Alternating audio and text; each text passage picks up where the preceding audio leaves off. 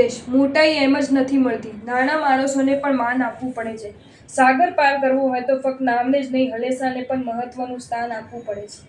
જિંદગીની મજા લેતા શીખો. સમય તો તમારી મજા કરી જ રહ્યો છે. ધીમું ચાલવું પણ કોઈની પાછળ ન ચાલવું. ઓળખાણથી મળેલું કામ થોડા સમય માટે રહે છે, પરંતુ કામથી મળેલું ઓળખાણ આજીવન રહે છે. માર્ગદર્શન સાચું હોય તો દીવાનો પ્રકાશ પણ સૂરજનું કામ કરી જાય છે. એકઠા થવું સરળ છે, એક થવું જ અઘરું છે. અધિક કામથી નહીં, પણ અનિયમિત કામને લીધે જ આપણે નિષ્ફળતા અને તણાવ અનુભવાય છે.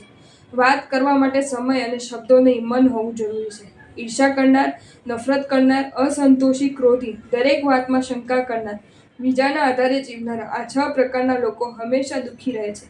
જેના માટે આપણે વેતરાઈ જતા હોઈએ છીએ, એની પાસે છેલ્લે છેતરાઈ જતા હોઈએ છીએ.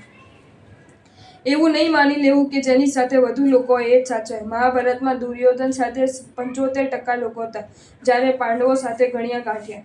જીવનમાં કોઈ પર અંધારું પણ જરૂરી છે. ખબર તો પડે આપણી જોડે સાચા હીરા કયા છે, નહીંતર તડકામાં કાચના ટુકડા પણ હીરાની જેમ ચમકે છે. તમારી સુખની ચિંતા કરે તે મિત્ર, તમારા હિતની ચિંતા કરે તે કલ્યાણ મિત્ર. ઉદાહરણ આપવું સરળ છે, ઉદાહરણ બનવું કઠિન છે. ટાઈમપાસ માટે ક્યારે કોઈએ સાથે સંબંધ બનાવશો નહીં. ઇજ્જત બધાની કરજો, ભરોસો સમજી વિચારીને કરજો. સંજોગો જ માણસને બદલે છે, સમયનો કશો જ વાંક નથી. માનવ પરથી ઉઠ્યો વિશ્વાસ, તે પછી સોગંદની થઈ શરૂઆત. કોઈની લાગણીઓને સમયસર મહેસૂસ કરવી, નહીંતર એની પણ અંતિમ ઘડી હોય છે. કાચા કાન, શંકાશીલ નજર અને ઢીલું મન માણસને ગમે તેટલી સમૃદ્ધિ વચ્ચે પણ નરકનો અનુભવ કરાવે છે. જીવનમાં બધું જ શક્ય છે, બસ શરૂઆત આત્મવિશ્વાસથી થવી જોઈએ. બીજાનું સારું જોઈને રાજી થવું. તરવાના 3 સ્થાનો: પર્વતાધિરાજ પર્યુષણ મહાપર્વ, મંત્રાધિરાજ નવકાર મંત્ર, તીર્થાધિરાજ શત્રુંજય મહાતીર્થ. ખોટી જગ્યાએ વિશ્વાસ ન કરવો, સાચી જગ્યાએ વિશ્વાસઘાત ન કરવો. નસીબના ભરોસે બેસી રહેવું એ કાયરતાની સૌથી મોટી નિશાની છે. જ્યાં અંધારું પણ ઓળખીતું લાગે, તેનું નામ ઘર. કોઈનો સ્નેહ ક્યારે ઓછો હોતો નથી, આપણી અપેક્ષાઓ જ વધારે હોય છે. જીવનમાં સુખી રહેવું હોય તો એક વાત સ્વીકારી લો, બધું બધાને નથી મળતું. ચિંતા અને તણાવ ઓછો કરવો હોય તો પોતાને માટે વધુ અને બીજા માટે ઓછું જીવવાનું રાખો.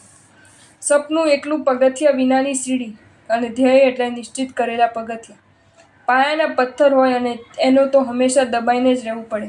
તે બહાર નીકળવાનું કરે તો આખી ઇમારત ભાંગી પડે. જો તમને આ વિડીયો ગમ્યો હોય તો આ વિડીયોને લાઇક કરો અને શેર કરો, અને આવા જ નવા વિડીયો જોવા માટે જૈન ફેક્ટ્સ એન્ડ સ્ટોરીઝની ચેનલને સબસ્ક્રાઇબ કરો. ધન્યવાદ.